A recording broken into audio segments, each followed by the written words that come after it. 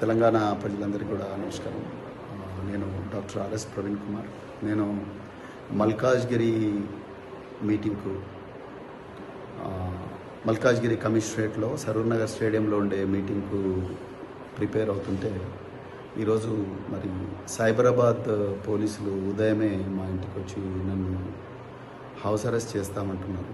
నిజంగా నాకైతే ఆశ్చర్యంగా ఉంది. గౌరవ తెలంగాణ హైకోర్టు, అదేవిధంగా గౌరవ మల్కాజ్గిరి పోలీస్ కమిషనర్ శ్రీమతి సుమతి గారు వీళ్ళందరూ ఇన్ రైటింగ్ పర్మిషన్ ఇచ్చిన తర్వాత కూడా మాలాంటి నాయకులను వీళ్ళందరినీ కూడా పోలీసులు అరెస్ట్ చేసి గృహ నిర్బంధంలో ఉంచి ఆ మీటింగ్కు పోకూడదని ఇన్ని కుట్రలు చేస్తున్నారంటే ఇంకా తెలంగాణలో రాజ్యాంగం ఇచ్చిన జీవించే హక్కు కానీ లేకపోతే స్వేచ్ఛగా తిరిగే హక్కు article 19 clause 1 clause A clause B ఈ విధంగా రాజ్యాంగం నుంచి సంక్రమించిన హక్కులకు కూడా మరి ఏమాత్రం కూడా రక్షణ లేకుండా పోయింది.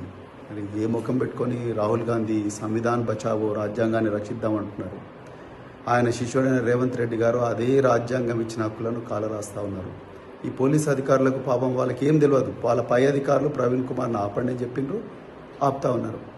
వాళ్ళ దగ్గర మాకు ఆ ఇన్ఫర్మేషన్ సరే ఇన్ఫర్మేషన్. నేను మా యువ నాయకులు మా ఎమ్మెల్సీ షంబీపూర్ రాజు గారు నాకు ఆ పోలీస్ పర్మిషన్ లెటర్ కూడా పంపించారు. అదే విషయాన్ని నేను వీళ్ళకు నర్సింగ్ ఇన్స్పెక్టర్ గారు కూడా చెప్పాను. సో వాళ్ళు మా పై ఆఫీసర్లతో మాట్లాడి చెప్తామని అంటున్నారు. ఈ విధంగా అరాచక పాలన, దుర్మార్గ పాలన నడుస్తూ ఉన్నది తెలంగాణలో. ఒకసారి ప్రజలందరూ కూడా గమనించాలి. నన్ను మా సరూర్ నగర్లో మా వర్కింగ్ ప్రెసిడెంట్ కేటీఆర్ గారు ఏ మీటింగ్కి అయితే వస్తున్నారు ముఖ్య అతిథిగా, ఆ మీటింగ్కు నన్ను పోనివ్వకపోతే మాత్రం నేను ఆమరణ నిరాహార దీక్ష చేస్తా ఇంట్లోనే కూర్చొని.